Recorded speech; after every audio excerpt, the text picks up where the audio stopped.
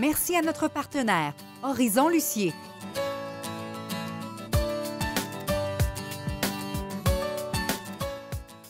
Et c'est reparti pour une autre belle série de découvertes. Après avoir passé l'été sur notre fraisière, les aventuriers reprennent la route. Et comme on est passionné de camping et d'expériences agrotouristiques, on a choisi la formule Terrego. Le principe est tout simple, s'arrêter pour une nuit chez des producteurs du terroir pour vivre une expérience vraiment unique. Prenez la route avec nous et préparez-vous à vivre toute une aventure.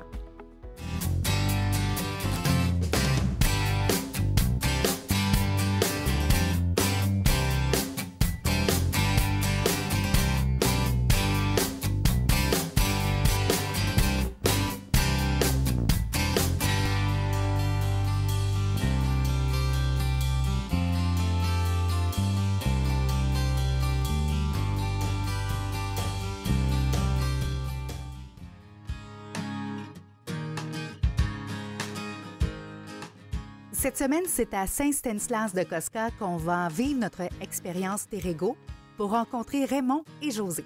Le domaine du paysan, c'est une pépinière avec une grande variété d'annuels et de vivaces, mais c'est aussi un projet de culture unique, celui du romarin, avec en plus une implication sociale toute particulière.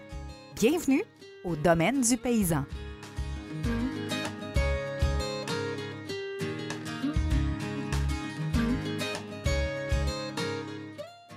Merci de nous recevoir chez vous. On est tellement bien entourés de romarins et de plantes, un superbe décor, vraiment.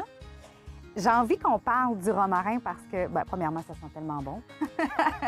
J'ai envie que vous nous parliez un peu de votre amour pour le romarin.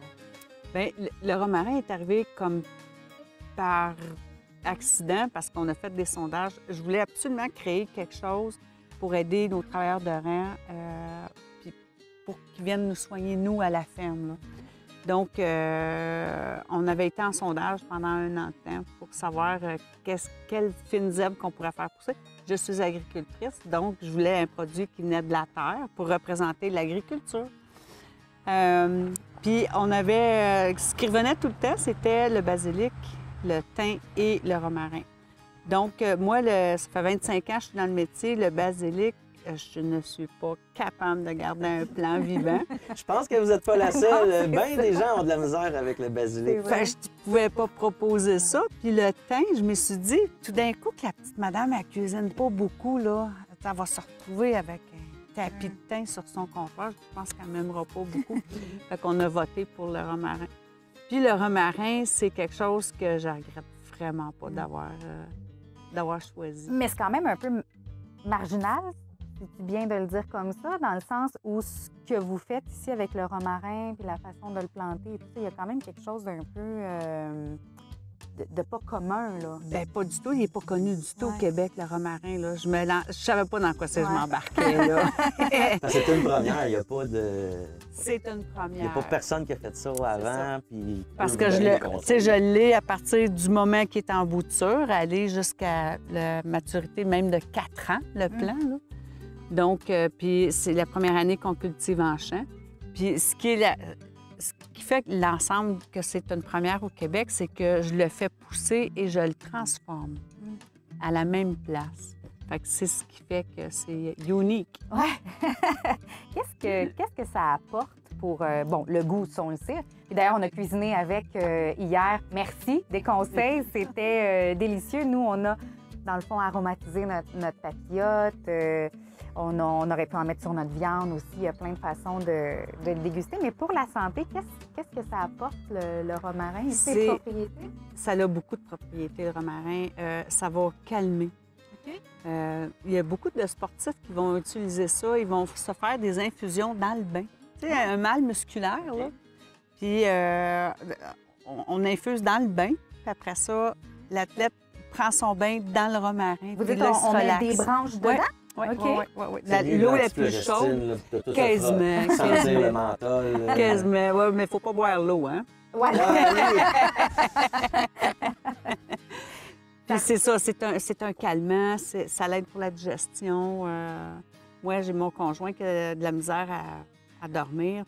Fait que j'essaye à tous les soirs de se faire boire une petite tisane, là, une infusion avec du romarin, puis je rajoute un petit peu de miel.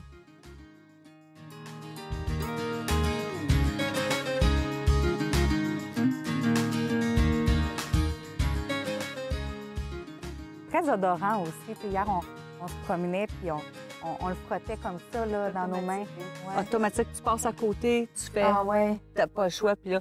ça sent si bon. Puis nous autres, on le sait tout de suite quand quelqu'un vient Ah oui? frotter le romarin. Ben, Ça c'est parce sent que la toutes les quantité odeurs, qu'on a, là, tu sais, Ouais. j'ai à peu près 4000 plants en champ, là. Puis là, j'en ai 1000. Puis j'ai 1000 boutures, donc ça commence à faire beaucoup de romarin, là. Ça, c'est à replanter à chaque année. Oui, parce qu'il n'est pas vivace ici. OK. Donc, c'est ça. Fait que là, en champ, ce qu'on va faire cette année, c'est qu'avec l'aide des agronomes du Québec, on va couper le romarin pour le stresser le plus tard possible et on va le mettre au congélateur.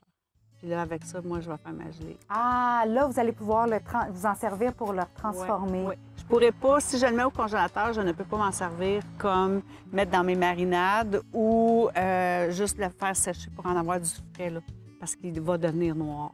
OK. Donc, Puis à ce moment-là, on... en gelée. Ah, OK. Ouais. On aimait déjà le romarin, maintenant qu'on le connaît un peu plus. Je vous dirais qu'on l'adore pour ses propriétés, évidemment, mais aussi pour la mission au cœur des familles agricoles que nous a fait connaître Mme Josée.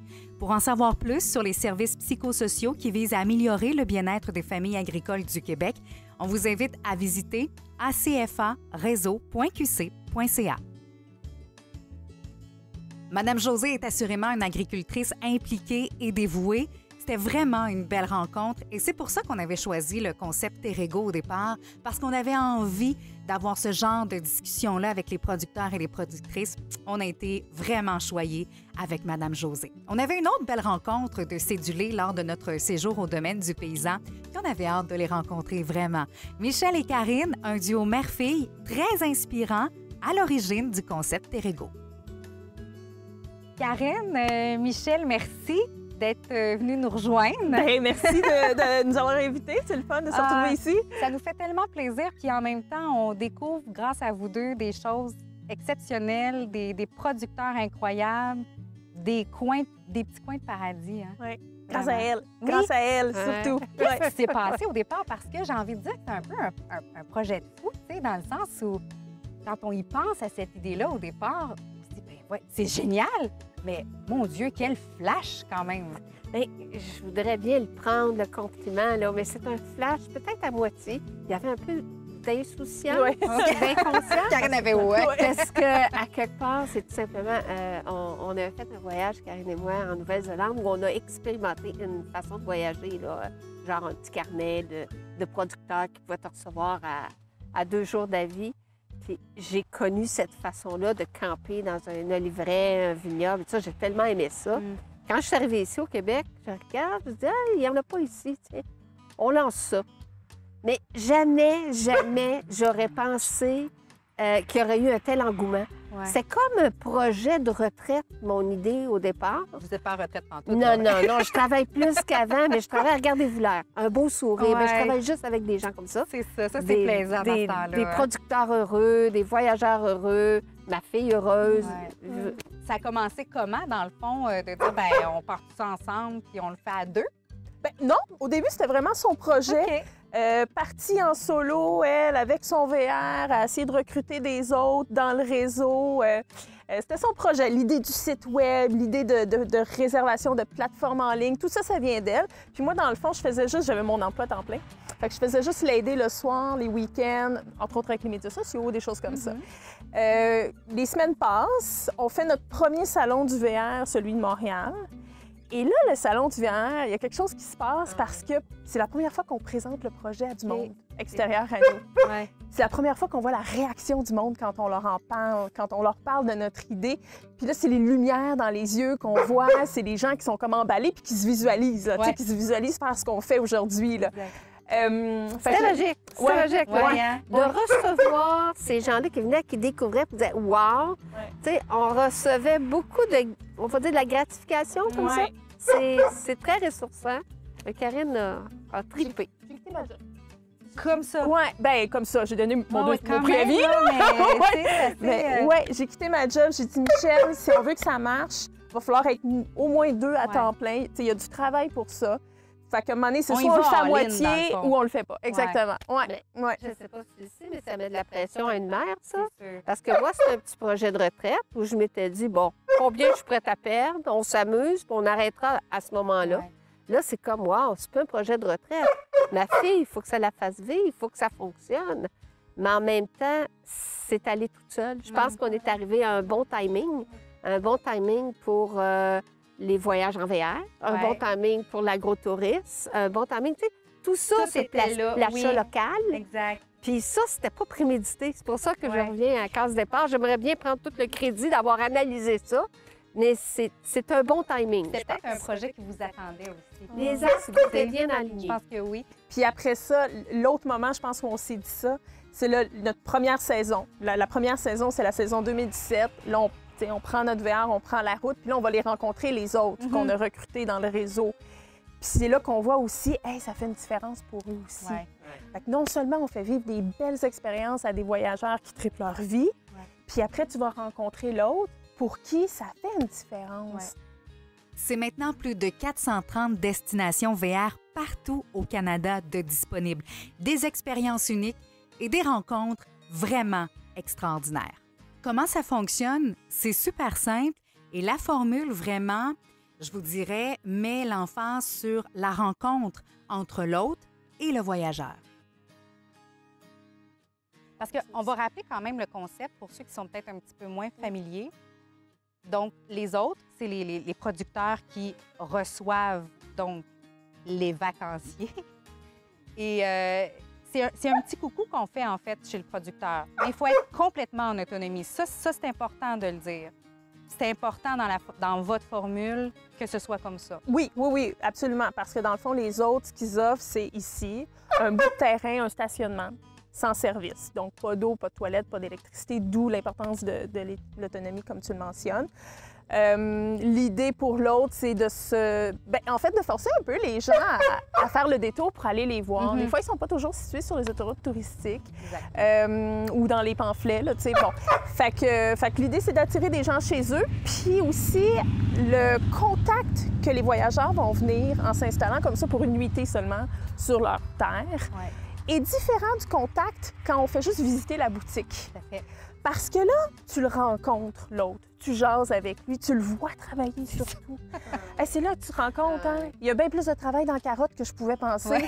Je la prête pas puis je la mange pas de la même façon maintenant quand j'ai vu tout le travail qu'il y avait. Là. Oui, ça change le rapport à la consommation. Puis ça change le rapport à la consommation quand tu mets un visage aussi, un nom, un visage sur ce que tu es en train de consommer. C'est plus la même chose. La fierté aussi. Hein. Moi, c'est ce que je note là, depuis le début là, de notre parcours. La fierté des producteurs de parler de leur travail. Je trouve que ça revalorise beaucoup le travail des producteurs. Oui, tout à fait. Puis cette fierté-là, elle est communicative. Ah, vraiment? Puis la communique au consommateur qui, à son tour, est fier de consommer ça. Oui. Quel beau duo, mère-fille, vraiment. Hein? C'était inspirant de les entendre raconter leur histoire et la discussion s'est poursuivie longtemps après. On en avait beaucoup à se raconter, évidemment, sur ces belles rencontres Terrego. Pour la suite de l'entrevue, visitez notre site Internet aventurierabord.com pour devenir hôte ou encore pour voyager, pour devenir membre, terrego.ca. On va retenir plein de belles choses de notre passage au domaine du paysan. Le projet Récoltons l'espoir qui a comme objectif de faire reconnaître le romarin comme emblème de la santé psychologique en milieu agricole. La générosité de Josée parce que pour une jeune agricultrice comme moi, de pouvoir échanger avec elle qui est dans le milieu depuis plusieurs années, ça a vraiment été formateur. Bon, et les enfants ont appris que les chèvres et les poules adorent le pain. Tout le monde repart vraiment satisfait du séjour au domaine du paysan. On se dit à très, très bientôt pour une autre belle destination Terrego.